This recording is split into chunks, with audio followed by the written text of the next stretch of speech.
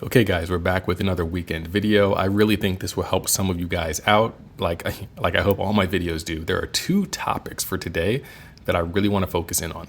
The first one is, what do I do when I come to the charts in the morning at 6 a.m. or 6:30? Now, it's kind of a running joke that I'm always looking at the charts. I'm just kind of addicted to trading. I always look at the news, and it's just a huge part of my life. But a lot of you guys, you'll sit down at 9 a.m. or at 8:30 and you've been doing other stuff throughout the day, either at work or with the family, etc. So I want to tell you what I do around 7 a.m., 6 a.m. every single morning. And then the second part of the video will be about volume analysis. People in my group requested I do a little video detailing more of how I use volume on the time-based axis to refine entries and really determine where price is going, either with strength or to set up a potential trap. Okay, so we're going to cover those two topics. Now, let's dive right in. You're looking at the screen here of M&Q. Okay, I have nothing here but the week open. Okay, and we're going to build out to what I'm looking at every day so that it looks more like this. Okay, so to start, there are a couple of indicators that I use that help me identify levels. The one that I like the most right now is Lux Algo Session. Okay, when I turn this on, which I will do on the lower time frame, I have it set to highlight Tokyo/Asian session. I'll tell you all my timings. I have it set to tell me New York AM session and then London session. This is something that I can easily switch on. And keep in mind, I don't like using indicators to sort of like follow price unless maybe it's an EMA and I'm looking for a trend continuation type setup. Or if it's the volume analysis on the volume profile side of things, which I've shown you before. But in terms of indicators, I am not an indicator focused trader, right? I like having my indicators that plot levels that I would do manually.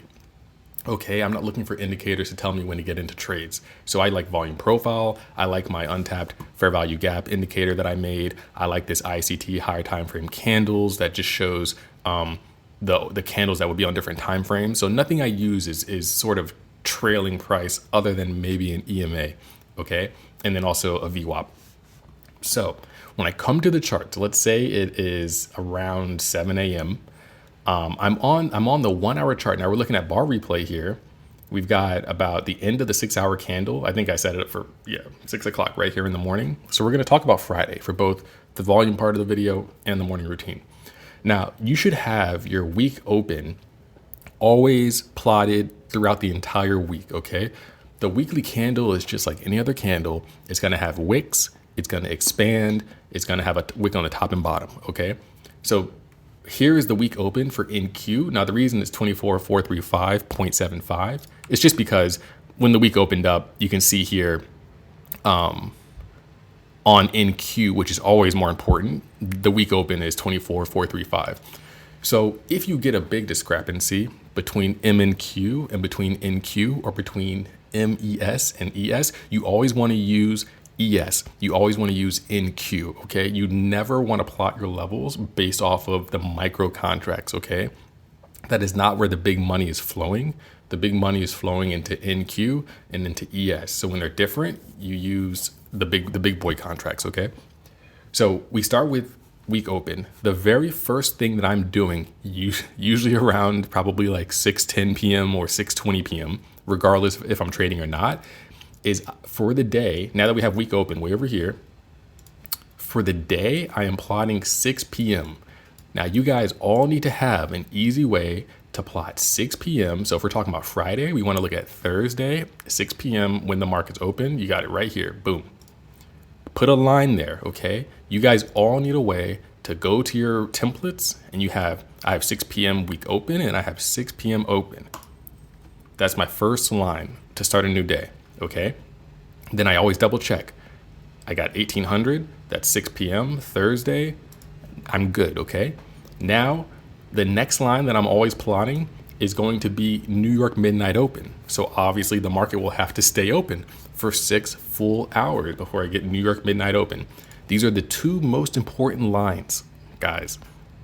The two most important lines you will have on your chart the entire day. Okay. You have to have these two lines. If you don't have these two lines, I don't know what the hell you're doing, okay? So now It's midnight. I come over, I set my line, boom. Then I go to my templates and I simply go down to my midnight right here and I click it. My midnight and my 6 p.m. always look the exact same. This is how they look. I've been doing this for years. This is what it is right here. I do it manually. Okay. I don't use an indicator to plot out 6 p.m. and midnight every day. I want to feel what the market's doing. Okay. By putting these two lines, I understand immediately, are we below or above midnight or New York open? Now, what am I doing next? Okay. The next thing I'm doing, you notice I'm on the 1 hour chart. Okay. This is the time frame that I always plot these lines on, because when you look at the daily, when you look at the 4 hour, sometimes it's too much higher time frame to honestly get a nice quick move. You want to know what's going on in the daily and the 4 hour, and then also what's looking at the 5 minute. I'll talk about that in a second. But when you are starting out on your charts, please go to the 1 hour. Okay, plot your 6 p.m. and your New York midnight. Then you want to look next for displacement, up or down. Okay. As it relates to the 1 hour chart. So I come on over here and I see within, I'm talking about just within recent price action, which is basically right here. I see we had a bearish 1 hour fair value gap that we ran through. Okay. That is important. And then right up here, I see that we have a bearish 1 hour untapped fair value gap. So let me just draw these out. I did not mean to move that. Let me just correct this. This is the next thing that I'm doing every single day. 1 hour, not 15 minute, not 5 minute, not daily, not 30, 1 hour, guys. So I'm plotting my 1 hour gaps that are important for price. And yes, I make note of this 1 hour bullish fair value gap here, but I care more about inversions, okay? Because when I'm looking at price, what I am telling myself right now, it's 6 a.m., 7 a.m. What I'm telling myself right now is price has come down. It created an area that is a potential target, okay? We tapped week open. Buyers will always step in at week open. It's just one of those levels. We then break a 1 hour bearish displacement. I don't care if you're into ICT or not, okay? I mainly use ICT as like a labeling tool because I know that's what a lot of you guys understand when I talk about price action, okay? When we run through an overnight bearish 1 hour fair value gap and we invert it, almost always it will make you lean bullish, period, point blank. It will make you lean bullish. This does not apply necessarily to 5 minute or 15 minute or 30 minute. When you see the 1 hour get inverted overnight, you should not be trying to short yet until targets are hit. Almost always, okay? This is just a nice bias generation tool. Now, I am not one to blindly have a bias, but this is something that I look for when I come in. So we have the push up here through the 1 hour fair value gap. What's the next part of my analysis now? Okay, let me just make sure I'm kind of going through everything I'm doing. So next, I want to glance at the daily to make sure I'm getting a good sense of previous day's low. Now, I don't necessarily care too much about previous day's low and high until I'm actually marking out levels. So I don't have specific things. I like to do this just kind of manually. And I'll just come over here and I'll type PDL, right? And I don't have set lines for this, okay? So I'll just do that. And then I'll make note of when I'm doing the PDL or the PDH, previous day's high, I'll very quickly glance at the daily time frame just to see what it's looking like. Are there any untapped fair value gaps on the daily? Are there any bearish displacements on the daily? And that's it, period. Because I care more about actionable time frames, and the daily is more of a target generation tool that's not very actionable. And I'm going to elaborate on that in a second. So we point out previous day's low, and we see that we already hit it. For the levels that we hit, I will put a check mark. Okay, if you guys hit the Windows key, if you hold down the Windows key, and I'm sorry for people who use Macs, I'm not sure exactly what it is. Next to the Control key, hit the Windows key, hold it down, and hit the period button. It will pull up the emoji. Windows will pull up this emoji-based sort of like, this is how you put stuff into a text box that doesn't allow you to just type emojis, right? So I push Windows and then the period button, hold down Windows, push period, and then I find the check mark and I put the check mark. Okay. To me, that tells me when I'm on the 1 hour and below time frames, what this tells me is that we've hit previous day's low. Okay. It has been tapped. It is no longer a magnet. And it's important when levels get hit that you have some way of tracking what's going on there. Okay. So then I do that. Next, I will quickly glance at the 4 hour chart.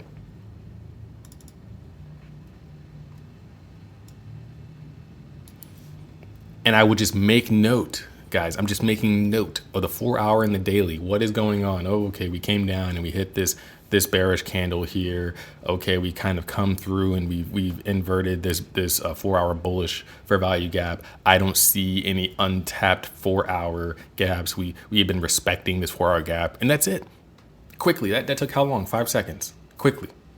If you notice a daily just a daily fair value gap that's untapped, or you notice a 4 hour displacement fair value gap that's untapped, this is the point where you want to make note of those, okay, as potential targets. Today, we don't have any of those. So I'm quickly going back to the 1 hour, okay? Now, guys, this whole routine takes me, it takes me 2 to 3 minutes, honestly, less than 5 minutes when I come to the charts. But I'm doing a little slower just to kind of help you guys know what's going on.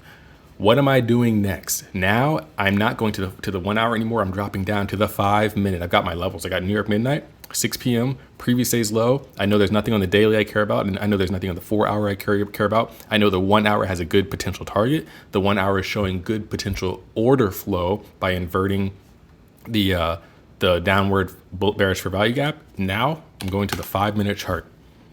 The 5 minute is where I want to draw my session liquidity. So this indicator that we came to, Lux Algo Sessions, I turn it on. This is the magic, guys. This is when I call out levels, and I'm going to show you what I posted in the Discord. When I call out levels, this is what I'm aiming for. I am only targeting untapped fair value gaps or session liquidity as session targets, okay? This is very important. You guys are targeting all sorts of crazy shit. You're doing crazy stuff, guys. You want to target session highs, session lows, depending on which way the order flow is going, and then 1 hour untapped fair value gaps, 30-minute untapped fair value gaps, daily or 4 hour if they exist, okay, in the direction of order flow. This is what you want to do. So this indicator, let's just very quickly, I'll show you my settings so you guys can save it if you want. Take pause the video. I'm going to stay here for 5 seconds. Pause the video. New York, 8:30 to 11. London, 2 to 5. Asia, 8 to midnight.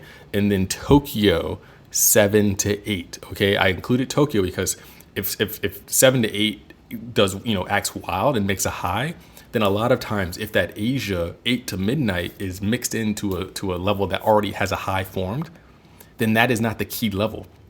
At 8 o'clock, it would be the Tokyo high. I want to make sure that I get the Tokyo involved and I don't blindly choose 8 p.m. to midnight high, especially if it's embedded within a range that created a high before 8 p.m. Okay, so I'll have the Tokyo and the Asia right next to each other.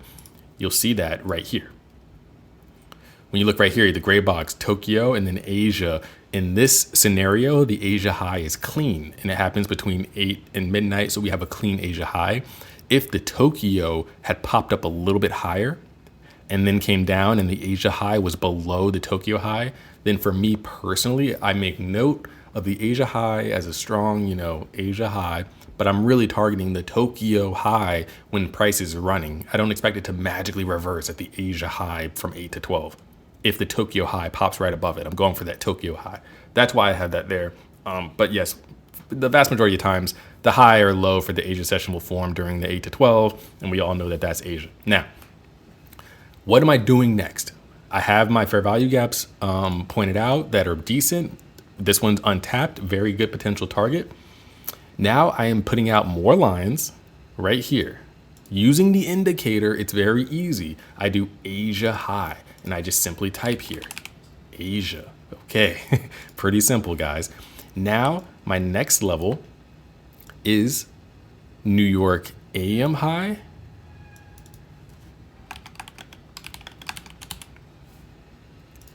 And then I will also draw New York PM high if it is below a level that is important, such as this untapped fair value gap. Because if you are sitting here blindly waiting for New York AM high, which is right here, but you have a 1 hour fair value gap that you potentially want price to respect if you're bearish like I am because of the news and the fundamentals and everything I teach you guys and the war going on and the craziness, I'm bearish.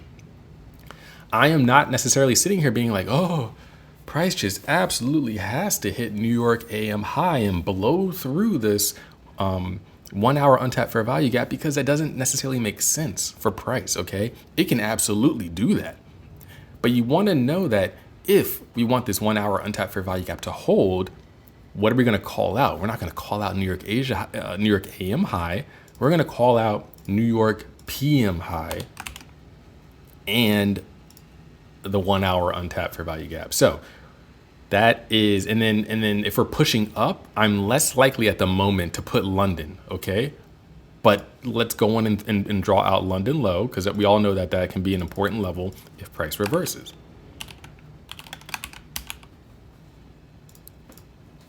So guys, what have we done at this point? At this point, we have marked out all of our important session liquidity. We have marked out our important gaps. We've checked the daily, we've checked the 4 hour, and nothing on those charts is important at all right now. Nothing on the charts for today shows gaps or order blocks or levels that are important. So at this point in time, what do I say? I go over here. This is kind of when I never sleep. So this is kind of when I started talking to people, because I don't really want people to know that I'm never asleep and I'm always around, but you know, whatever. At 7:30, and let me, real quick before I talk about that, the very last thing, when we're on the 5 minute, I will turn on my volume profile that I have told you before, sort of accounts for, I actually skipped 2 things. I'm sorry. I'll turn on the volume profile to just see what price is doing on the 5 minute. And keep in mind, I told you this is the last 360 candles, okay? So this is really good for looking at the last day and the quarter, essentially. When you look at the 5 minute chart at 360 candles, that's about the time that it shows out. And I can see what price is doing in this range. Okay, we're pushing back into the value area. Now, the last thing I will do is I will draw from 6 p.m., I will do an anchored VWAP, okay? So let's just run over to 6 p.m. Let's find it right here. 6 p.m., you can click anywhere, 6 p.m. right here, and it starts drawing my line. Now that I have all of this, I can look at this and I can say, okay, it appears that we are in a bullish move temporarily right now, and we should be aiming for, at a bare minimum, Asia high. Just at a bare minimum, and we're already close to that, right? So that's not necessarily an impressive call out. So we come over here, and I say, I show an image like this, okay? And this is the last 360 candles for the 1 hour chart, which is what I also look at as well. That's it. Everything I just told you is absolutely everything that I just do for my morning session. I send out a picture, and I say, looking at the 1 hour on NASDAQ, we push down to week open in discount because it's below this 50% of the range up. I did the low from way down here up to this high. This is 50%. Okay. I said we pushed down to week open in discount and buyers stepped in. Anybody with 2 eyes, guys, can see that that's happened. That's me just saying this is what's happened. The most noteworthy thing is we pushed up through the 2 a.m. bearish fair value gap, which trapped some London shorts. 2 a.m. We marked this out right here. 2 a.m. bearish fair value gap has become inverted. That is the most noteworthy thing at this point in time on this chart. I say the best shorts will come if price breaks below VWAP and the 1 hour inverted fair value gap and breaks out of this 5 minute value area low. So looking at the 5 minute chart, and I told people in the group this before, I like taking at times aggressive trades. When I try and recommend levels and stuff to people, I try and be a little more conservative because I know some of you guys just follow kind of more so signals, I guess as you're learning, whatever. I really discourage that. I want you to have conviction every time you push the buy or sell button. But I understand that some people just kind of want signals. So I'm a little more conservative and I say below VWAP. Now look at where VWAP is, guys. VWAP is below 6 p.m. Where is price currently? Price is currently above 6 p.m. and it is above New York midnight open. So if you were to push below New York midnight open, below 6 p.m., below VWAP, this red line, and below the 1 hour inverted gap, then that would be the best setup for short continuation. Okay. This is looking, we know price ends up pushing up higher, right? This is looking at just this price. What if price came right here to the Asia high and reversed? It still has areas up here that it can hit. I want you guys to really understand that, okay? There are still targets up here. You see I marked out New York PM high. I didn't even mark out New York AM high on this chart because I didn't think it was even relevant because we had the 1 hour untapped fair value gap here. So if price were to push up, Asia, New York PM, this is what I said. I said more levels after I dropped kid off at school. Oh yeah, sorry, here it is before that, because I was wondering where I said this. Okay. I said until that happens, I prefer to go for Asia high and yesterday New York PM high. And I give the levels that for what that is, okay? So I felt like if you were in a long or wanted to get into a long or price at open or whatever at 8:30 dips down to here and then starts going up, TP1, Asia high. TP2, New York PM high just below the 1 hour untapped fair value gap. That's it, guys. There is no magic. There really is not magic to when I call out levels. My levels hit all the time, almost daily, guys. My levels hit. And they hit because, one, I call out clean liquidity-based levels. Sessions, New York AM, up and down, PM. This is where the volume is, right here. I told you 8:30 to 11, so this high is where volume is, okay? New York PM, 12 p.m. high is where the volume is. Now, volume always drops off during lunchtime, but this is the high of a session where volume is. Asia high is where the volume is. And by volume, I mean, it is where the liquidity is to stop out all the sessions traders. And I think that's the best way to say it, okay? These highs and lows mean nothing other than they are there to stop out all the sessions traders for that time period. That's the only reason you target 8 to 12 for Asia, okay? It's not because Asia volume at 8 o'clock necessarily is higher. Yes, that's an influx of volume at 8 p.m., but volume at 8 p.m. is extremely low compared to the day. But if you wanted to stop out every single person who went short overnight, what are you going to do? You're going to go above Asia high because you already trapped the London shorts. The London shorts came in, at 3 o'clock. The 2 o'clock is like the pre-London time. 3 o'clock, we reverse almost immediately right here at around 4. So it traps all of these London traders who are trying to dump down because the news is very bearish and yada, yada, yada. It pushes up. These guys are blasted. It's a short squeeze. These guys are feeling good because they're like, oh, okay, maybe it won't come all the way up here to Asia. I got in so early in the night. It's going to blast these guys too. And then the people who got in yesterday afternoon, and by yesterday I mean Thursday, who got in Thursday afternoon, they're feeling really good because they're like, wow, we chopped around. I got in. My stop is above the chop and I'm riding this down to 0, right? We're going into a recession. It's going to be horrible. The market comes back up to stop them, guys. You have to understand this. I'm going to say this in every video. You have to understand that the market stops everyone, okay? The market does not care if you are bullish or bearish. It is coming for you. That is why you can target these highs, these session highs, or these highs where people get into the trade on retraces, okay? This is why your stop is never safe. When you enter that impulse move, it is always going to be tested. And if it doesn't take your stop, it is going to come so close that emotionally You are going to feel like I have to get out of this. I got in here Thursday. Not me. I'm just hypothetical. I got in here Thursday, right here at the peak. I was in profit, hundreds of points, 300, 400 points. It's reversing. What am I going to do, guys? If prices come in all the way back up here, I don't care if my stop is right up here at New York PM high. I'm getting out of this trade. As price pushes above Asia, I'm taking some profits. I'm going, well, shit. 24, 740-ish, whatever is where my stop might be, but I want to lock in at least 80 points. I was up, 400 points. Like I said, this is a hypothetical. I was a trader getting in here was up 300, 400 points, and then it's coming back up, and they're going to emotionally want to stop out. So we have real physical stops, and then we have mental liquidity as well. Okay, guys, the market will always test your mental liquidity, and oftentimes it will take your physical, actual stop. You've all witnessed this. It frustrates everybody. This is what you target. In your trades, this is what you are targeting. You are targeting a mental pain point, or you are targeting an actual physical pain point.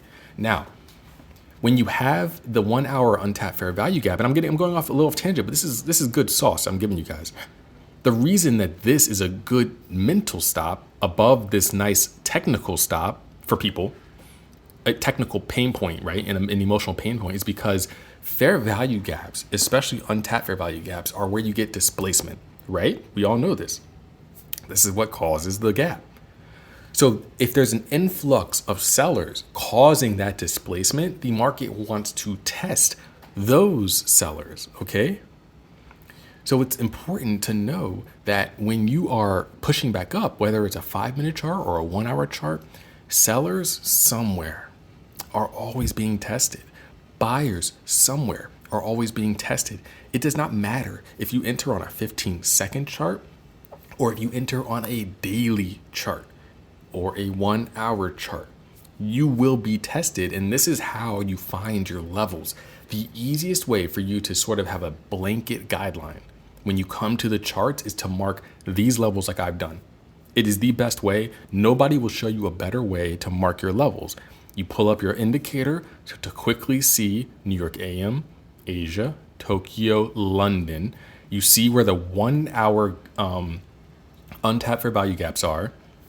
And then you make note of order flow and targets based on these session liquidity levels. Now, let's keep it moving. So clearly price, when you do this, price just pushes right up. Now we're gonna transition to the second part of the video. This is how I make I'm gonna get rid of this volume profile just because it's so big and it kind of clutters things up within the video, okay? So now we're gonna just run this up, run bar replay, and then we're going to transition to our volume, okay? Boom, Asia high, taken. Now, like I said, we were really close to that. That wasn't necessarily an impressive call out, right? Boom. I don't know if it took it right there, but it comes back up. Where's so it's still not 9:30 yet. We get our 9:30 open, boom, pushes up to New York PM, pushes up to our 1 hour untapped fair value gap. And now is where we're going to transition into our volume reads, okay? Now this video is going to be long, and I don't care. I'll put in, I'm going to put in some chapters or whatever, or some timestamps so people can like skip around, I guess. But this is how you read order flow in the morning, okay? You want to trust your price based on what it's telling you. Now, like I said, give me 30 more seconds and then we're gonna hop into the volume side of things. With price, for the longest time, guys, I always know where price is going, 95% of the time. My biggest frustration, I've been trading for years, guys. I've been trading since I was 18 years old. I've been trading for almost 20 years, okay? So for the longest time, I could always see where the market was going, right?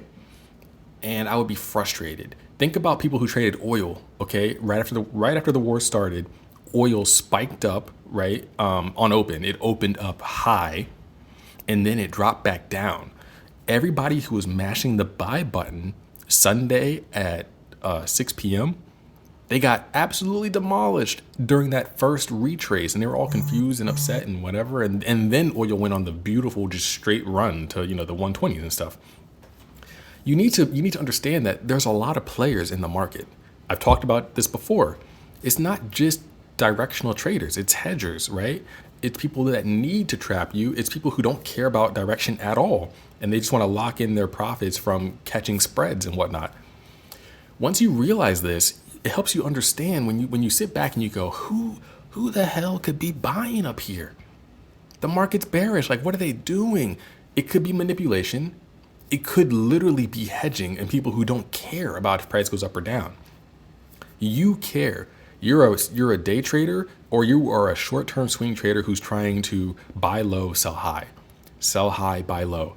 I need you guys to understand that every participant in the market does not trade that way.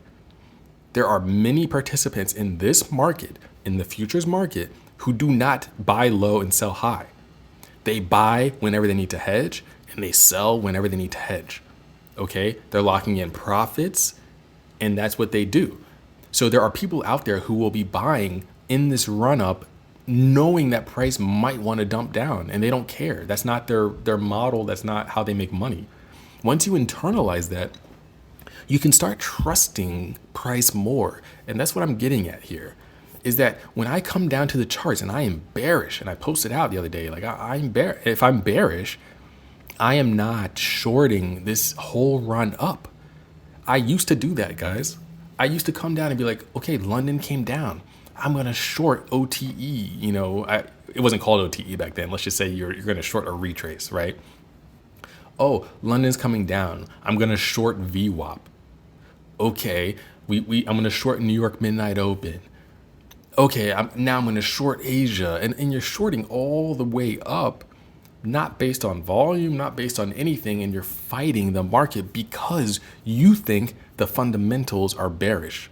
You think the war is going crazy, which it is. You think oil is spiking potentially, which it is. You think the economy in the United States isn't doing great, which it is not doing great. Okay.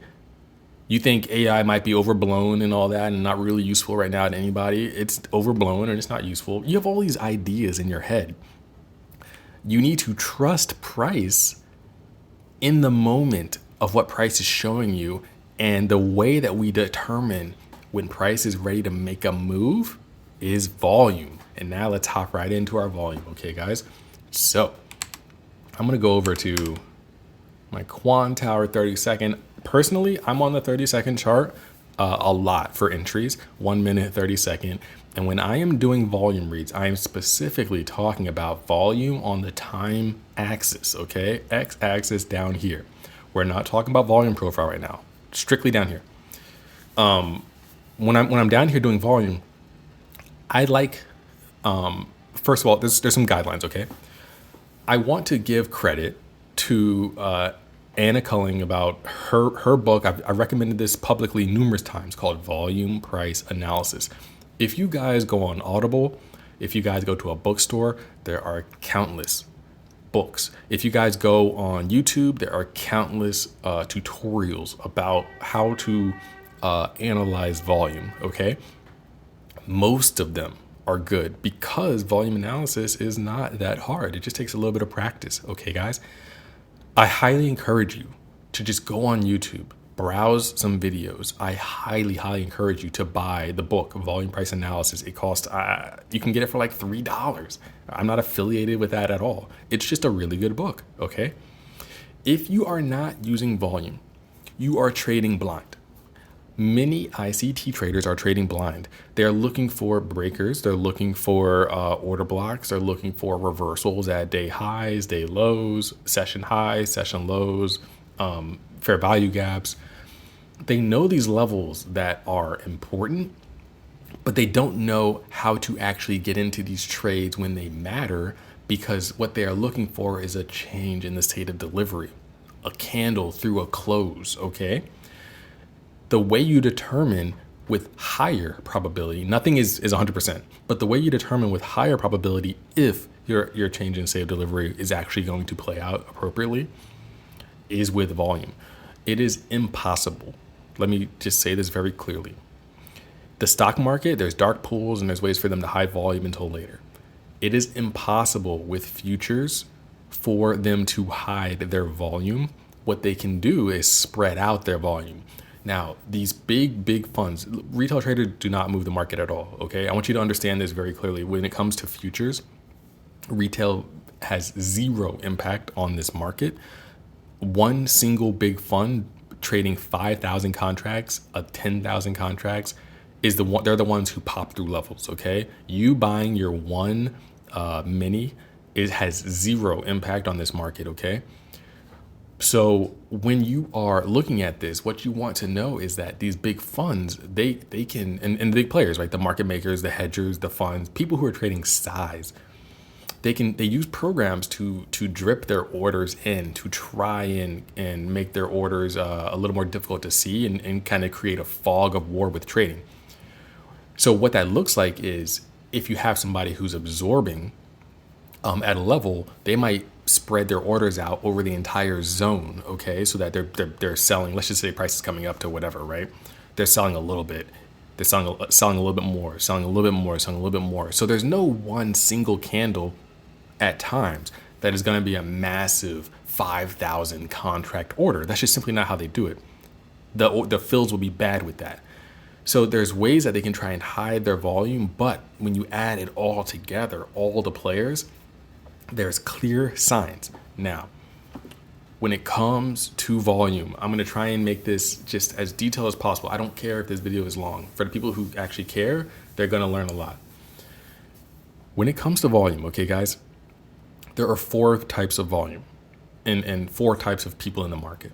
You have aggressive buyers, passive buyers, aggressive sellers, and passive sellers. When you're doing your volume analysis at key levels, you are trying to discern what type of volume is being put into the market.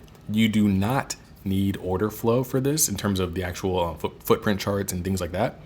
That can actually make things more confusing. I'm well versed in footprint charts. I know exactly how they work. I've used them before. You 100% do not need footprint charts, and footprint charts can give more misleading signals than actual time-based volume on a 30-second or 1-minute chart. Okay, that's the simple truth. So what you want to do is when price is coming into a level, there are 2 ways you can use volume price analysis. You can use volume price analysis during the price run from the low to the high during the trending period. And then you can use volume price analysis when you get to the actual level that you want to see an interaction. Okay.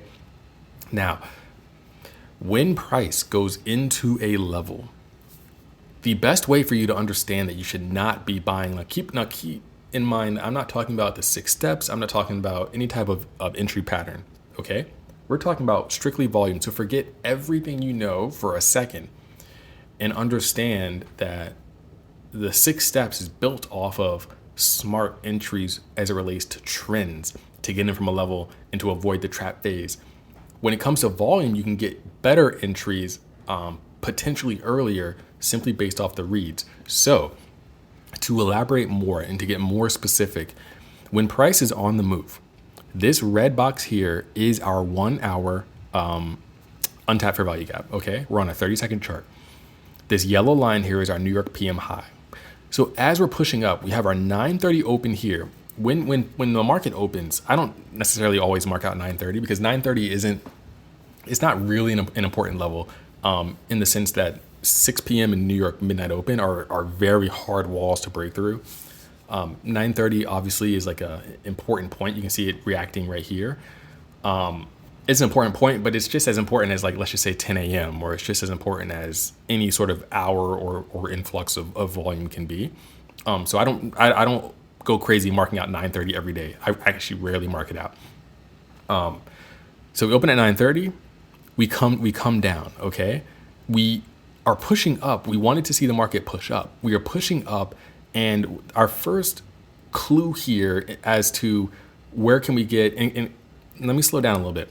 I look at the 1 minute and the 30-second because I'm looking at the entire candle with these bars. So you need to be sort of aware of what's showing up. A 30-second candle might look different than a 1 minute candle since it involves 2 30-second candles. But let's just stick on a 30-second chart for right now. If you are short and you're coming down here, we're going to talk about this area here because that's the most important, but right here, just want to set the stage.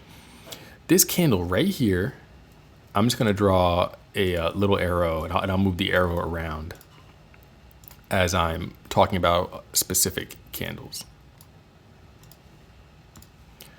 So this candle right here, if you were bearish at the open and you see the market push up here, get a nice decent volume rejection here, start moving down here, what do you see here on this red candle? On this red candle, you see high volume right here. Ugh, come on, Tyler. You see high volume right here with the big wick. Now, we talked about the 4 different types of buyers and sellers, aggressive and passive buyers and sellers. There's 4 types. When you come down into a level here, and it's not even a level, but when you just come down and you get a nice big wick and it's on high volume, the general thing is we call that stopping volume. Now, stopping volume doesn't immediately mean buy on the close of this candle, because the market can still come a little bit lower. What this means is that there are buyers here, okay? Now, they could be, usually when the market pushes down like that, there's passive buyers sitting here to the point where when the sellers are coming through, the reason you get a spike, guys, is sellers are coming in to that point, and this is a whole candle, right? They're coming down and they're hitting something. What are they hitting? They're hitting orders from limit buyers, which act like a wall. Picture a video game, and you're sending, 10 zombies at a wall, the counter goes up 10. You send 10 more zombies at a wall, the counter goes up to 20. You send 50 more zombies at a wall, the counter goes up to, 70, right?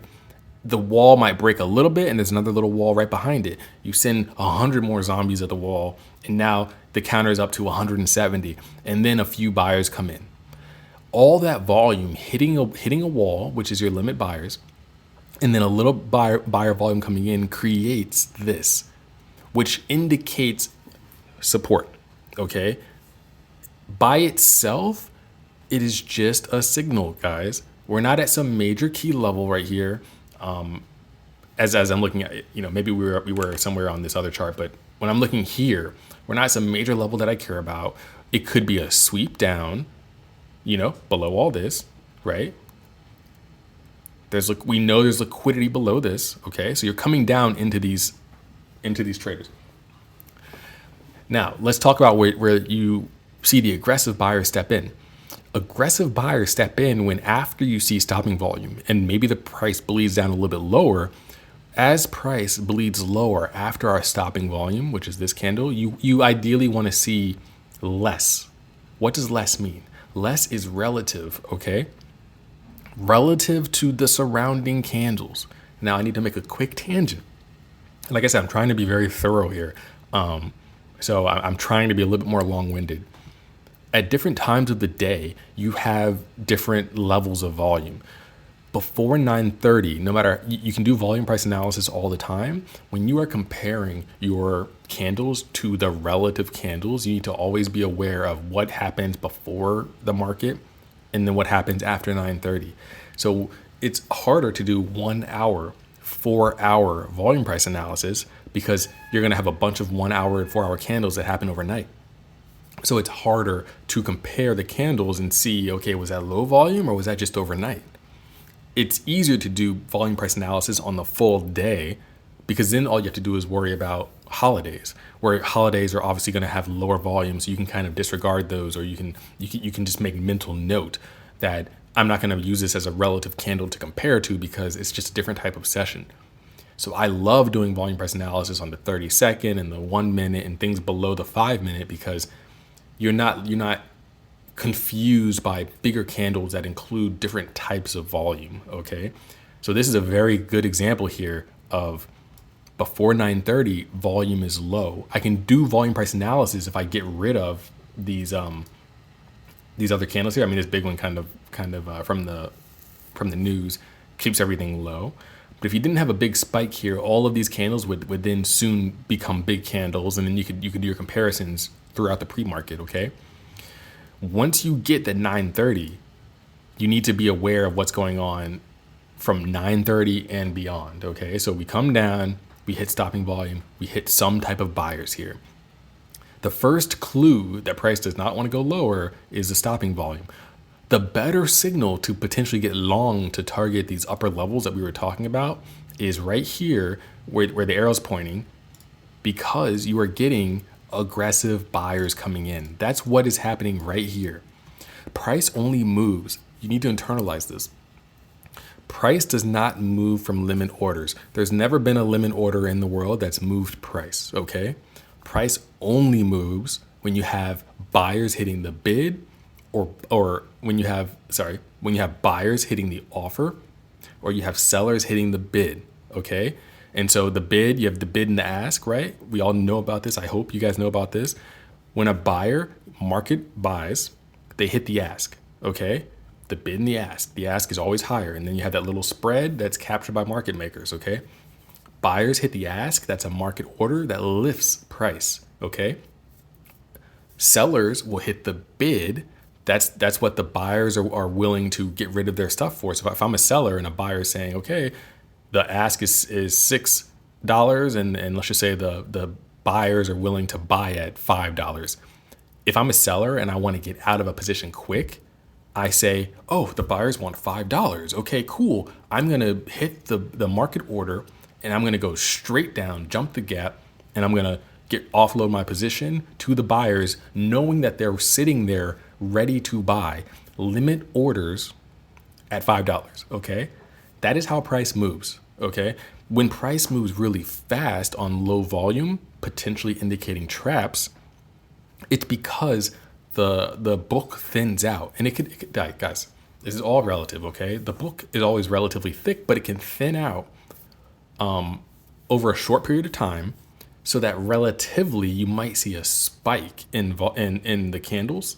And we'll talk about that once we get over to our next section, okay? When the book thins out, it takes less market buyers to move price farther. That is very key. And I think Anna calls it an anomaly, okay? And the anomaly means when you have a lot of volume, but you have a small candle, that means the buyers or the sellers are hitting resistance or support. Okay, guys? When you have a big candle, but you have small volume, that means that the book has thinned out, oftentimes to trap, right? To trap traders, just for them to come back in later and flush it down or blast it up, okay? You want to see effort be rewarded with good size. Now, what that means is when you think about gravity, like just in life in general, we always think about things fall just without any effort, okay? Yes, if I walk up the stairs to a building to hold a ball over the edge, the effort put in was, yes, it was me walking up the stairs. But when I release that ball, I'm not thinking about, in a normal human brain, I'm not thinking about the ball dropping, needing any effort, because I think of gravity as the ball's just dropping. When you think about the market needs effort to go up and to go down. So if I were to throw a ball in the air, everybody would see, okay, there's the effort of me taking my arm, cocking it back, and throwing it into the air. But if I am up in a plane and I drop a ball, everybody goes, oh yeah, the ball's just going to fall down. When it comes to volume, you need volume to push price down, and you need volume to push price up, because there are always limit orders below you and above you from the buyers and sellers, okay? So bringing this back to the charts, when we're looking at this candle here, we see this influx of volume. This is just on the 30-second. It works on all time frames. What this is telling us is that the sellers who came in right here are trapped. That's number one. Number two, the sellers who came in here hit something. They hit some type of support that made this volume candle large, while we also have these wicks here. Okay? When this volume comes in, we are seeing strong, aggressive buyers pushing up on relative high volume. This is a signal to think about longs, okay? Up into targets that you were already thinking higher time frame, medium time frame price wanted to go. So then price just keeps moving up. Right here is where price pushes up into what would be more sellers who are thinking, okay, this is just a retrace to go lower. And so this right here is the sellers who are coming in and they're being just supported by the buyers, right? Now, this type of volume here is higher than what you would want to consider testing volume, okay? Testing volume is, and I'm going to show you other examples of testing volume, is that last move. This is a down move here. We're pushing up. More sellers come in. They hit the buyers who are supporting price, and then we get more movement higher. This right here, paired with this small candle here, shows you guys that these buyers hit more resistance. There's a small candle and we got good volume, okay? This is why you enter, and I love the beauty of seeing this on the 30-second chart, because you can see this on daily charts and on 4-hour charts, and you know you're hitting this period here of consolidation. There's a clue because you have a small candle. Anna from the author of Volume Price Analysis calls it the spread, the candle spread. Small candle, relative high volume, boom. You enter a little micro consolidation phase, okay? That's because there are sellers here. It means nothing else. It's not some weird algo trying to trick you out and do crazy stuff. There's actual real sellers that are here thinking, okay, I want to try and push this down. Now, here's the beautiful part that triggers the auction-based long, okay, guys? This is your testing volume on the 30-second chart. This red bar there, right here, and it's paired with this next candle. That's just from experience. Let me walk you through what testing volume is. We showed aggressive buyers coming in on this candle paired with high volume. We showed stopping volume of aggressive sellers pushing into support.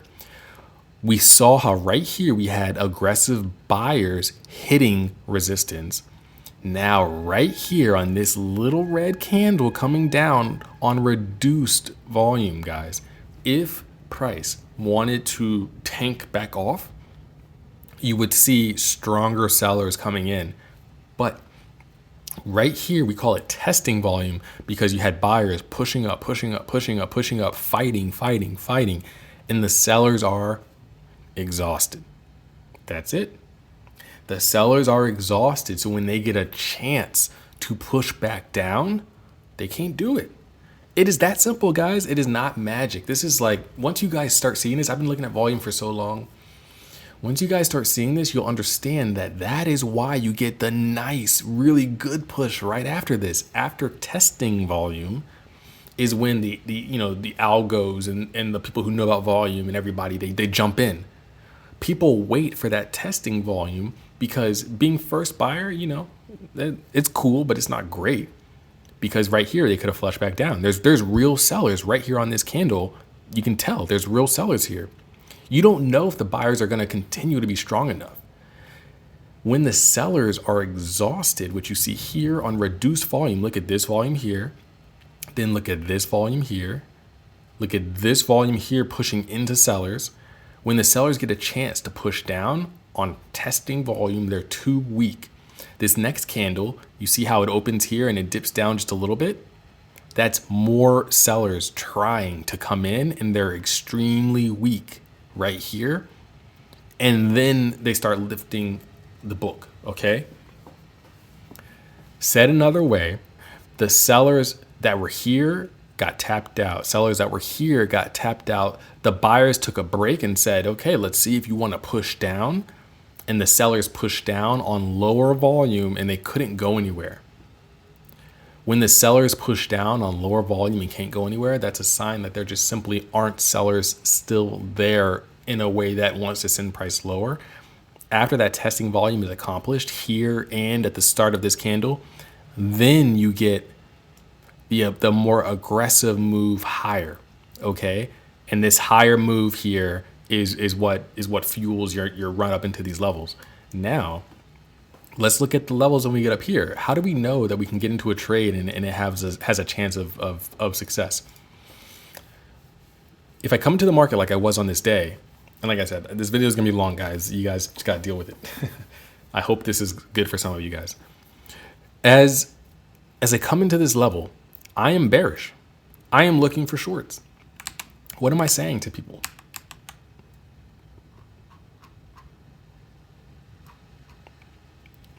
I am saying right here, 944. Where is 944? 944 is right here on this candle, pretty much at the lower half of the 1 hour untapped fair value gap. I say ES and NQ tapped upper levels. Be careful here if long. I am not long into this. Let's see if we get a bull squeeze. This is me being like, guys, I know the fundamentals. It's Friday. The idea of people wanting to go long into the weekend is honestly, sorry, just pretty stupid. The fast, aggressive move up is what you want to see when you're looking at manipulation. I've told you guys countless times, 9:45 is a good turning time. Also 10 a.m. But 9:45 is a good turning time, and 9:45 happens right here. And by turning time, I mean a time to form the high. So when you're sitting there and you're pushing into a nice level, like a 1 hour untapped fair value gap, on a day that you want to see price be more bullish based on common sense, and it's a fast move like this, I'm thinking bull trap. Now, how can we use volume here? When it comes to these moves up, look at this candle as you break the New York PM high and you push into the very, very bottom of the 1 hour fair value gap, untapped fair value gap, you get very high volume. Now, we all know that's to be expected, right? When you cross lows and highs, you're going to see an influx of volume, partly because you get breakout traders, partly because you hit stops, right, from session liquidity. You do not. Here's the key. When you're looking to short a move like this, you want to wait until you get some type of signal, guys, that buyers are weak. That is what you need. When price pushes up, you have four types of buyers and sellers: aggressive buyers, aggressive sellers, passive buyers, passive sellers. This movement here is clear buyer aggression. That is what that is. Big, full body candle, big volume, almost as high as the opening 930 volume. This is pure buyer aggression. There's no way to say that it isn't, okay? As price keeps pushing up, we're seeing smaller candles here and we're seeing a decrease in our volume. Are we looking to just be like, oh, let me just short? We're in the 1 hour untapped for value gap. Let me just short from here because it's going down. If you have a more higher time frame based system and that's your play, that's fine. You can do that. There was a trade I took the other day where I was happy entering from a 1 hour untapped for value gap because that was part of my plan. If that's your plan, that's fine. I'm not sitting here telling you how to trade specifically. I'm here showing you if you want to use volume for the entries, what you're looking for. You have 30-second volume pushing smaller candles. It looks like they're meeting some type of resistance here, but they're still pushing. What happens here? At no point are you looking to short this based on volume. Right here, sorry, I'm about to sneeze. Ugh. Right here, buyers are showing you, I am still here. This is high volume, guys, higher than the rest, higher than most of the day, pushing up into the upper parts of the 1 hour fair value gap. This is where you're sitting here being like, okay, this is, something's going on here. I see that as a last blow off trapping move, but this is telling you buyers are still here. It's very clear. This is buyers right here pushing up on a full body candle, no wick. This isn't me saying we're smacking into sellers. There's sellers everywhere, right? This isn't saying we're smacking directly into sellers. This is saying we're slicing through sellers. We're pushing on high volume. This next candle, what happens? We have high volume again, higher than most of the candles. And look at the size of the candle. As you're pushing through, we have volume that's almost as high as before, but a little bit less. We have volume that, is fairly full bodied, but like maybe on a 1 minute chart, it'd be more of a wick, right? So as you're pushing through here, you're saying, okay, look, we got high volume. We're at the top of a zone that I want to see, and we have a small spread. Remember, spread is just the body of the candle as it relates to the way Anna talked about volume. And that's the language I use. This right here is your very first sign that sellers that were aggressive are smacking into some sellers who are more passive. That's what this is right here. This is showing you aggressive buyers smacking into passive sellers. Okay, and keep in mind that there's limits throughout all of this, but you cannot short when you see this candle here. You can think about shorting when you see this candle, and then I drew out a 30-second bullish fair value gap here to want to see the potential inversion. Now let's talk about what happens during the transition, the auction transition to the bearish move. This is what's important. We've hit a key level. Being down here, volume can get you into the long and keep you into the long. That's fine. That's great. That's how you can use volume. Up here, now that we've hit a key level, now that we've hit session liquidity, if you're bearish, you're thinking, I want to start to see signs that we might be able to turn lower. Time of day macro is good. Level hit is good. Let's look at the volume. First signs here of passive sellers in force, okay?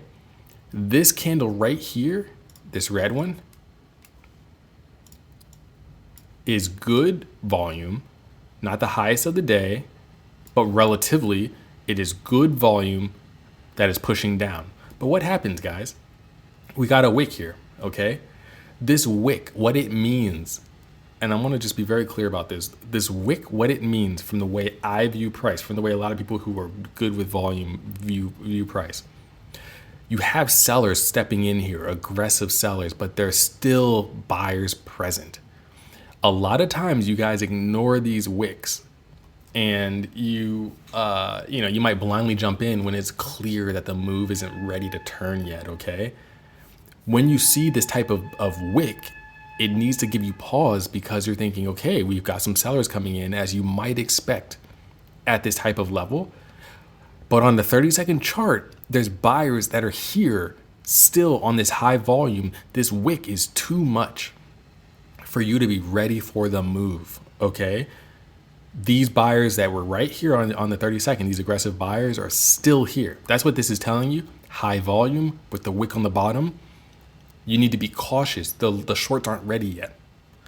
We then enter a consolidation phase because we have another push. This is another push from the sellers right here. And you can see we have less volume right here. So they sliced all the way through, but the buyers are still here, but there's less of them, okay? This isn't showing you weak sellers. It's showing you sellers are trying, and the buyers here pretty strong. The buyers here weaker because these are still primarily the buyers coming up. You have a big wick here, but you have right here lower volume. Now, what were we talking about before, guys? You want to see exhausted buyers. What shows you exhaustion? The testing volume. This next green candle is primarily buyers pushing back up. And look at how low. This is one of the lowest buyer volume candles. And I know there's going to be people out there who say, oh, a green volume candle doesn't mean that it's buyers, and a red volume candle doesn't mean that it's sellers. And I agree with them. What I'm saying is when the price is going up, you are looking for price to smack into passive sellers. Then you're looking for sellers to turn aggressive, and you're looking for buyers to be exhausted. That's the flow. Here, we can see here on this candle, buyers trying to push. This is buyers right now trying to go higher, and there simply are not enough of them. That is it.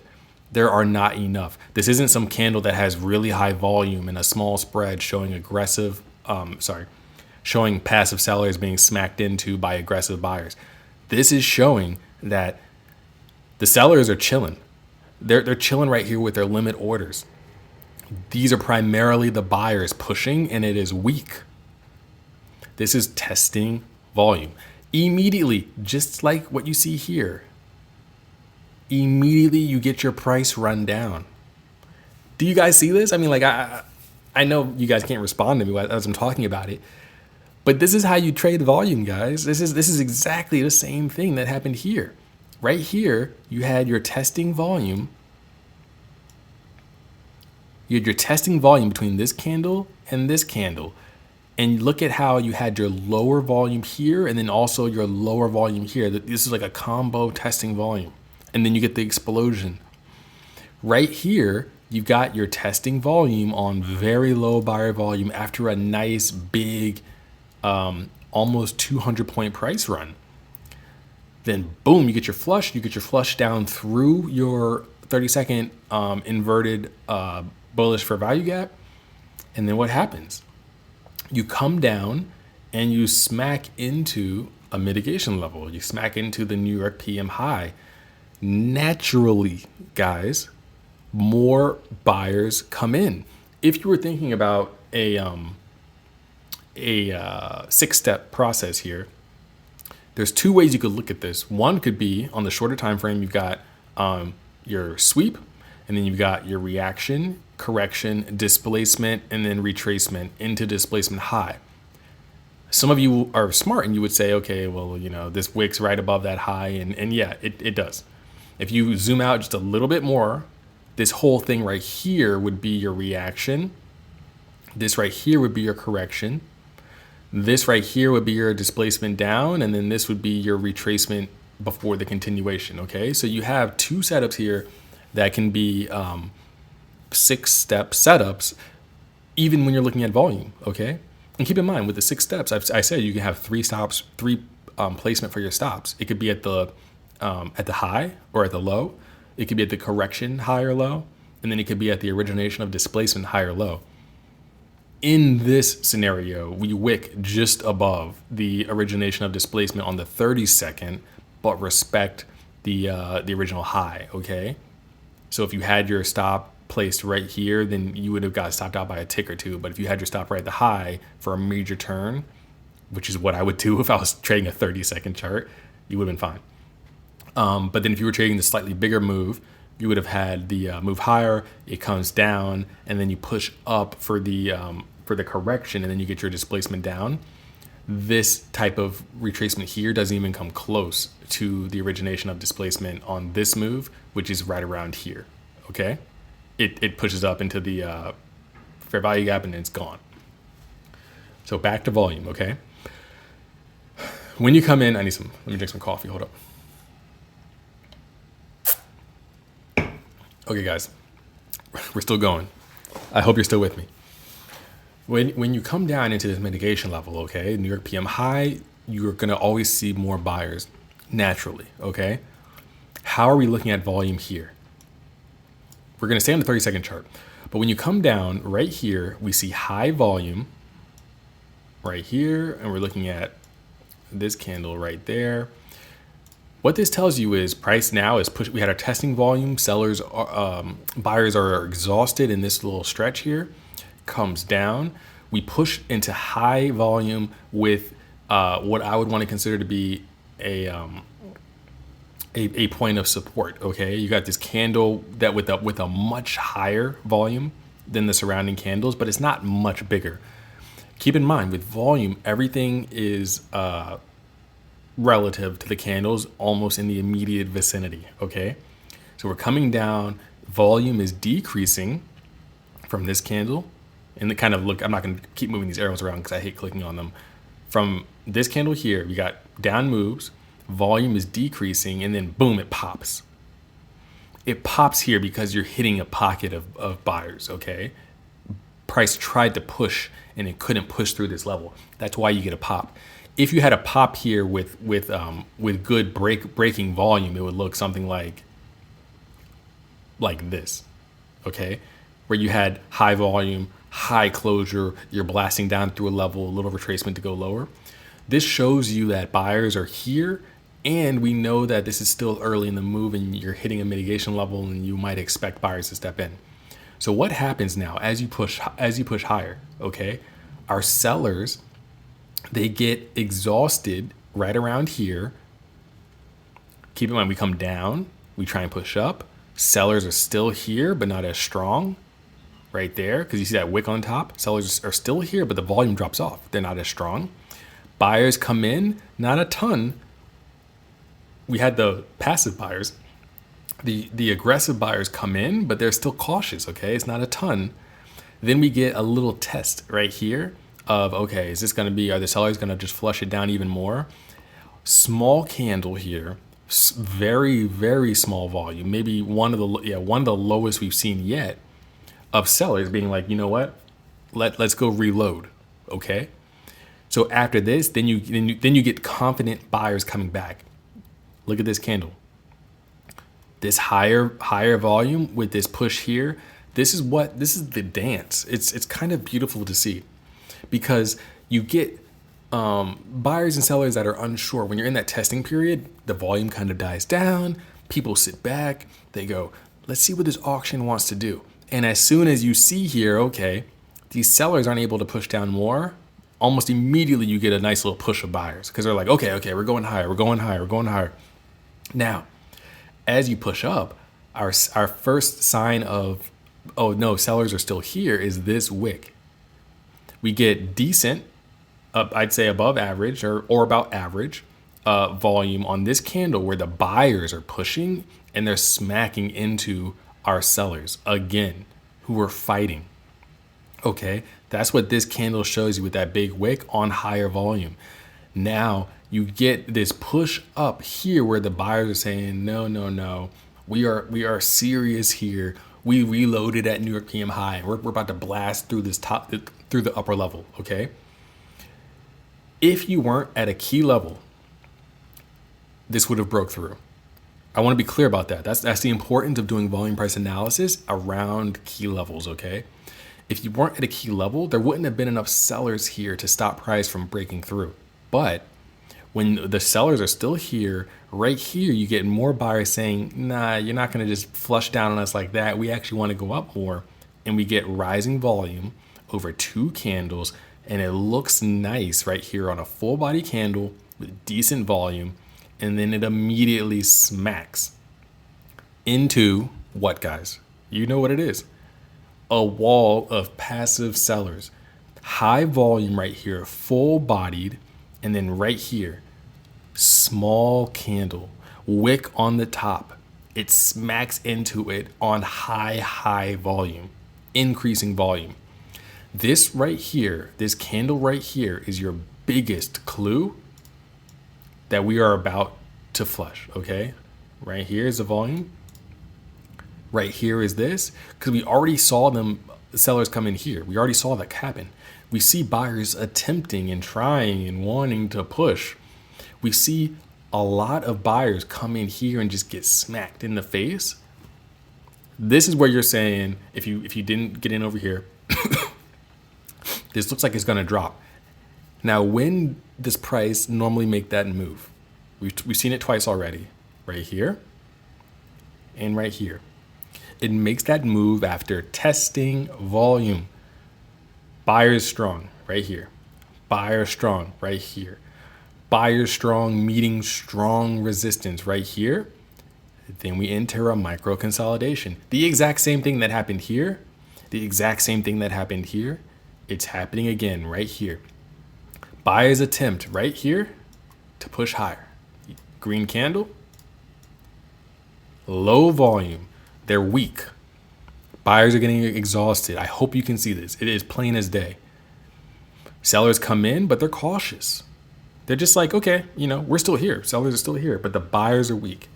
This next candle, guys, right there, buyers are gone. Look at this. The lowest volume of the entire session. The lowest volume since 9:30 occurs right here when the buyer said, we're cooked. We aren't going higher. There aren't enough of us there. immediately after this candle of testing volume, it's game over. You get a nice solid flush down right here on high volume. And the rest almost writes itself. You trend all the way down to 9:30 open. What happens at 9:30 open?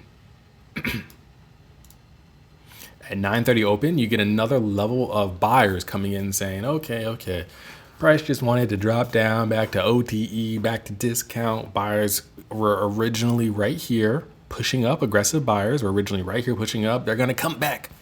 They're going to come back, and they're going to want to fight, and we're going to make new high of day.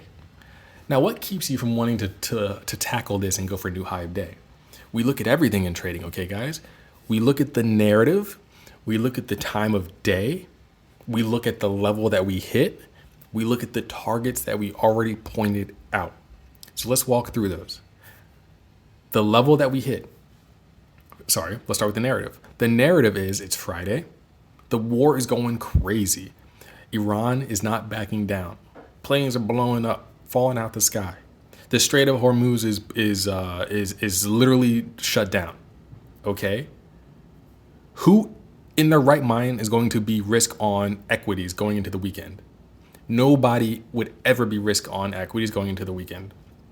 That's the narrative, okay? What is the time of day?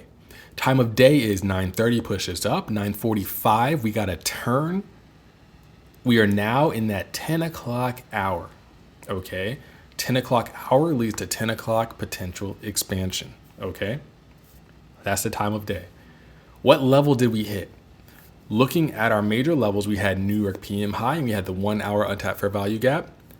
These are levels that if you are going to be bearish, need to hold. We hit those levels. S&P 500 hit levels also, okay? So when you're sitting here and you're thinking, okay, we came down nice, we came down from the top, we came down 170 points.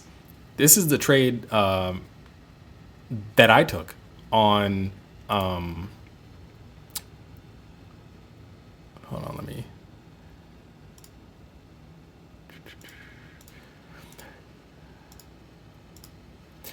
This is a trade I took and I was done.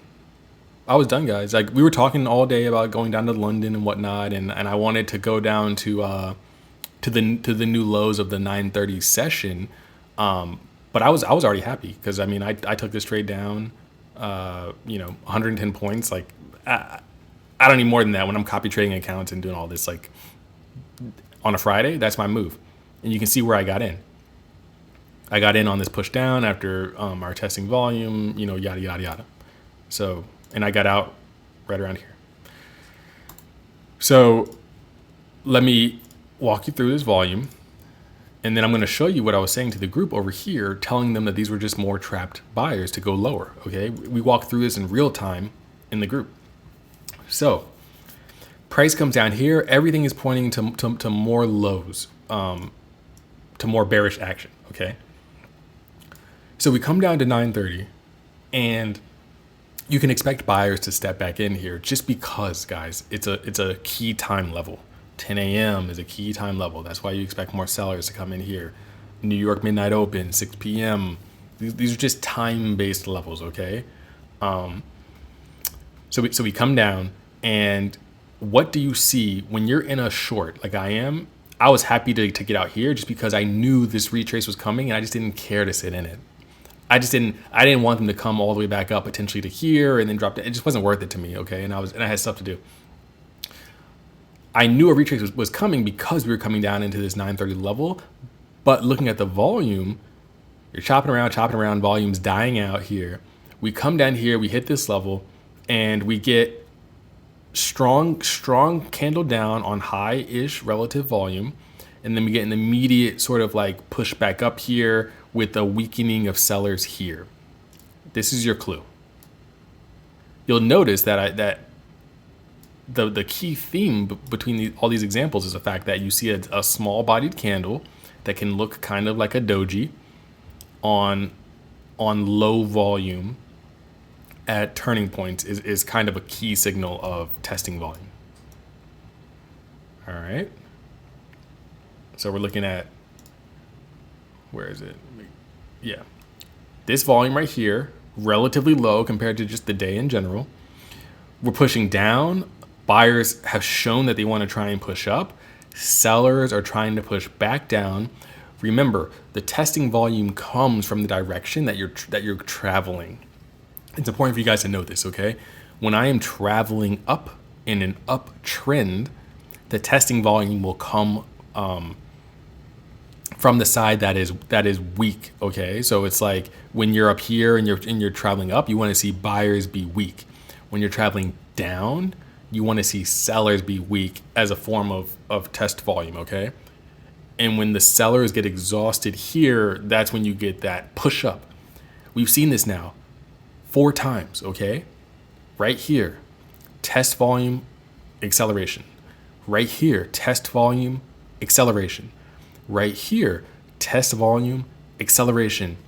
Right here, at a key level, you're seeing test volume, low volume, and then acceleration, okay? Now, this acceleration, when you're looking at volume, tells you prices in the retrace. Okay, guys? I want you guys to really understand this because we have very high volume at 1020. This is where bulls are legitimately saying, I am taking this market higher. I want to flush these sellers. I want to go higher. This is where I'm looking to get in. We're in a discount of the range. We're looking for new higher days. Like, this is what the bulls are thinking right here on this candle here and on this volume. That is what that means. Full bodied, lots of buyers blasting through any sellers that are sitting here, okay? Now, right after hitting that, we get sellers coming back in, but they're not too strong yet, okay? You should not expect necessarily a move back down yet because look at this volume right here. It's just not that high. Oftentimes when you see those sharp pump up and downs over the course of 2 candles, you'll see high volume snap up and down, okay? I don't know if it's, this is kind of like an example right here where you get full-bodied push up on decent volume and then you immediately get a snap back on almost equal volume. That continues a trend, okay?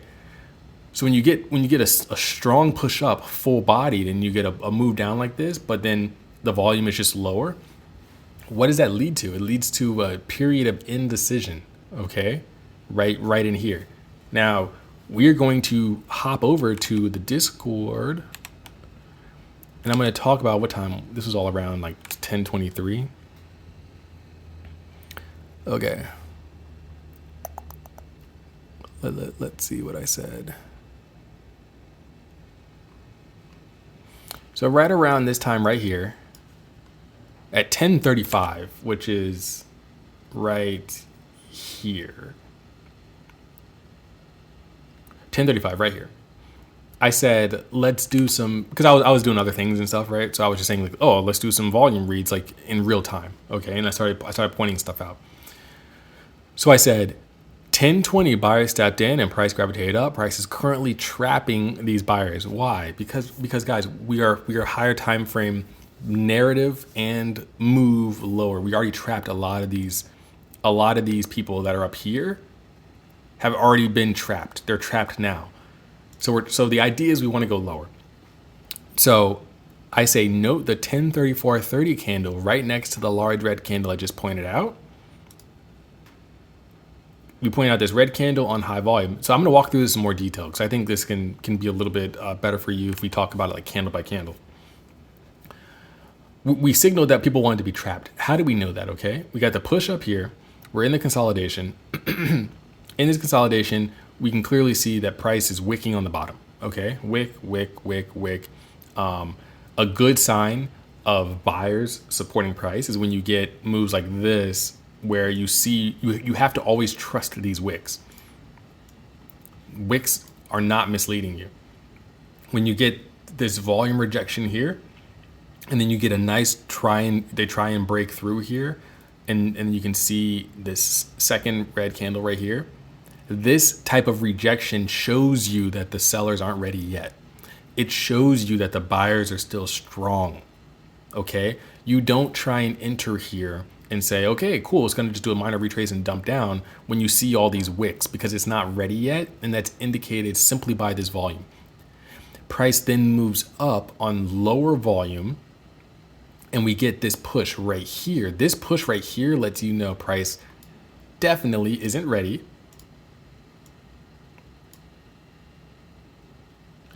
Because you get elevated volume, and this is an engulfing candle. Now, what happened here? This is where I said this, price is trying to trap these traders because we're still bearish. We push up hard, okay? This is a hard push here. Volume drops off a little bit on this candle and then comes in big here. This is a lot of effort, guys. One of the bigger volume candles of the day. And then it immediately starts dying off. Right here, the next candle comes in a lot lower. We hit 10 a.m. One thing about 10 a.m. is, and keep in mind, this is how we use volume with these levels, okay? The 10 a.m. candle is just like any other candle, right? It has, wicks to the high and it expands for 4 hours, and it has wicks on the bottom. So the 10 a.m. level is a very important level in general for when you want to look at morning expansion when you're expecting a trend day, okay? During a chop day, you might go below 10 a.m., above 10 a.m., below 10 a.m., above 10 a.m., chopping. On a day where you want to expect trend, you can come up and you love to see moves like this because you're getting an acceleration up in the wrong direction, okay? That acceleration, let's see if we went into discount. I don't think I even looked at this in real time.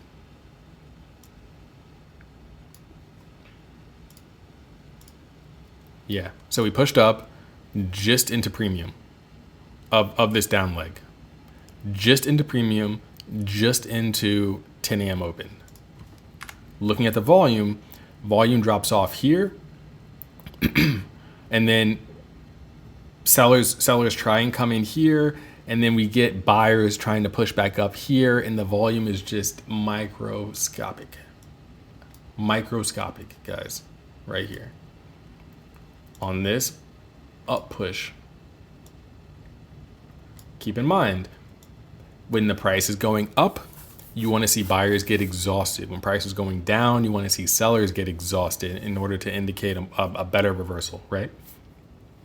Right here, they try and push down, and they push back up. Right here, they try and push down again and push back up. In both of these instances, the buyers are just simply not there, okay? That's what that is telling you, and then you get this down move right after that. I mean, this is very, very, very low volume. Let's see how low it is. This candle right here, it looks like it is the second. Oh, there's one right here. There's one there. It is the fourth lowest volume 30-second candle of the entire session. At a key level after a hard push up, showing buyers are weak. We then get the move down here, where you get the first sign of sellers coming to life. Now, what are you looking for in an entry? And we had talked about how people, in real time, we were talking about this in the chat.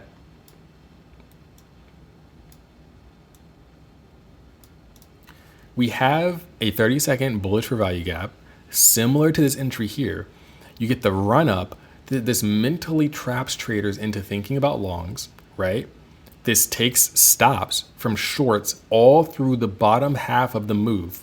Everybody who got short here, and here is now underwater, okay? We go back to 10 a.m. All the people who got in from 10 a.m. are underwater. And now the buyers are exhausted.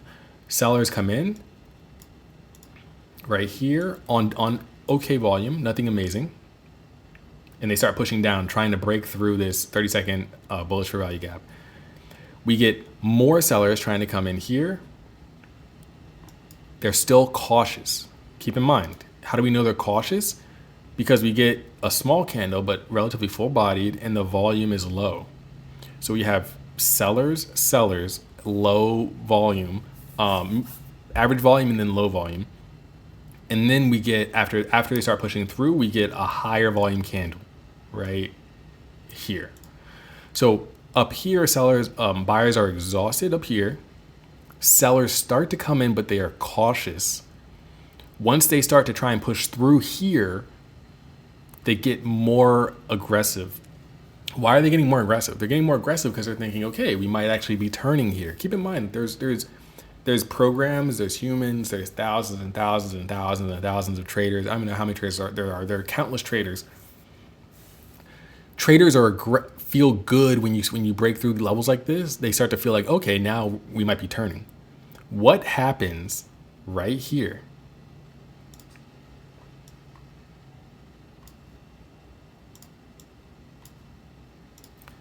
I really hate these arrows. Right here is we get a form of testing volume, okay? This is the last ditch effort for the buyers. Last ditch effort. After a move down like this, the buyers here are so weak. They've given up so much that look at the volume for this candle. It's right here. It's so low that even after a move like this back into relative discount of this micro range, the buyers can't find enough fuel. There aren't enough buyers to push even back up, above the bullish for value gap. Okay, that's been inverted. Immediately after this small volume of the small amount of test volume, you get a push. Boom. We saw the same thing. I'm saying this every time. Same thing right here. Boom. Same thing. Same thing right here. Boom. Same thing right here. Boom. Same thing right here. Boom. Okay, guys. Like if you were somebody who wanted to go 10 minis right on a move, you could quite literally wait for testing volume and go in 10 minis as soon as the candle closes. Put your stop at the top of a bullish testing volume, and then catch a 4 or 5 point scalp and make money. I mean, that's how reliable these testing volume from little consolidation ranges is. Okay, so you get to push down. As you come down into this level, this is a last ditch effort of them saying, okay, guys, are we really going lower? Right? You had the test volume here, it's weak. You had the volume right here, it's weak. You're showing that buyers are exhausted. Right here is their last ditch effort on okay volume. This is not low volume. This is a full bodied candle. Candles like this, you want to see immediately roll over. Okay. And so you push up, it is immediately met with this red candle. Look at the volume. It's all relative. Strong push, immediately met with about equal volume with a wick on the top where the sellers are saying, nope, sorry, we're still here, get out the way. That's what that is saying. Buyers are like, ugh, and they're trying to come back in right here on this candle, and look at the volume. The volume is once again very tiny, okay? And then they push up, and then the sellers are right here being like, okay, we'll just absorb some more. They try and push up, get flushed down on relatively low volume, and then that's all she wrote. This is the final battle. This area right here is the final battle. The buyers have already given up. They gave up here. They tried to come back in here. They gave up right here. They tried to come back in here and it was weak. This was the very last ditch effort was them right here. Sellers absorbed. They gave up. And after this point, guys, drops off straight. 218 points. Okay. And then we end up coming down into the lows. This is how you read volume. Okay. A key part of volume is testing volume. That's why I've shown you before in a micro consolidation range, when you get that testing volume that is low and it's in the direction away from where you want to go, after that, you're going to get a strong move down that signals exhaustion. That is what that signals, okay? The micro consolidation is absorption, and then that last little bit of move is exhaustion, and then you get the aggressive sellers coming in. This is what the market makers are waiting for. This is what the bigger funds are waiting for. This is what the algos are waiting for that trade these volume type moves, okay? They're waiting for the exhaustion, and then they flush in with more aggressive volume, because it does no good if you have a limited amount of ammo and you're trying to come in hard on a move. The last thing you want to do is shoot your shot too early. Okay, shooting your shot too early would be pushing in on hard volume aggressively before you've exhausted the opposition. The auction that happens every day, all day, every time frame is the battle between aggressive buyers and aggressive sellers trying to push through passive buyers and passive sellers. You want to see the aggressive side, the side that moves price, give up. When the aggressive side in opposition to the direction you want to go gives up, usually indicated by testing volume, that is when you will get a nice move. You'll get a nice move into a level of support or resistance, and then you'll see more aggressive buyers or sellers step in, depending on which way you're going. Then you'll get a retrace, and you'll get another auction scenario of, are we going to keep pushing and make new high of day, or are we going to have another battle and then go lower? The biggest determinant for you as a trader is if you hit a higher enough time frame level before you even started looking at volume, such as a 1 hour untapped for value gap at 9:45 a.m. on a bearish narrative day.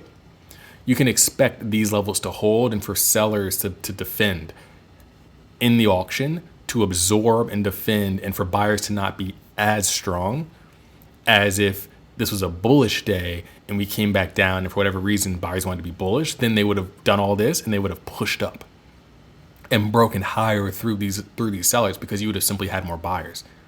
You can tell from the volume, buyers came in here, buyers were weak here, buyers were exhausted right down here, and then the sellers came in force. Okay, so that was a lot, guys. I need some more water, but I am going to send out I'm going to put this in the text for the picture, but I'll send out a PDF talking about my important levels for the morning routine. And then also I'll put together a PDF just talking some kind of like higher level about the volume, so you can kind of have a reference to what I was talking about here, the 4 types of buyers and sellers. And then what you're looking for in specific scenarios regarding testing volume and aggression and whatnot. I'll try and put together something that you can use as a cheat sheet. But I'm going to end the video here because my mouth is dry and I am tired of talking. And yeah, we'll see you on the charts next week. And hopefully you guys can use this as a reference. Please, please, please go buy Anna Culling's volume price analysis book. Please go buy anybody else's volume book. And please go look on YouTube and see how people use volume. And then do what works best for you. But volume will help you, and volume tells you when there's traps and when there's real moves. Okay, whenever you see price blasting up really hard and the volume is dropping or non-existent, it's a trap. It's a thinning of the book, and it's showing not strong buyers, but it's showing a lack of passive sellers because the book has been thinned out. And that is a good sign. If aggressive sellers come in, you can flush back down through levels. You never ever short into strong buying, okay? And then you also don't short into weak selling. You never buy into strong selling, and you also don't buy into weak buying unless, and this is the only caveat, unless the weak buying is what we call an algo price run, which is what we talked about before, where you have weak buyers, but you have even weaker passive sellers on a thin book that could last you the entire session. And that's when you get price gravitating up in a stair-step pattern that with very small candles and very low session volume. When that happens, it's just an algo drift, and you never short into that usually until the afternoon, if at all, throughout the entire day, because there's just, for whatever reason, there's just a lack of real sellers. Okay, so anyway, we'll end the video there. I really hope this was helpful for some of you, and I'll catch you on the charts next week. Have a good weekend.